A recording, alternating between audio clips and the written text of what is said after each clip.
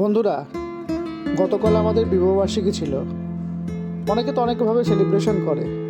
আমরা একটু চেষ্টা করলাম একটু আলাদাভাবে করার জন্য।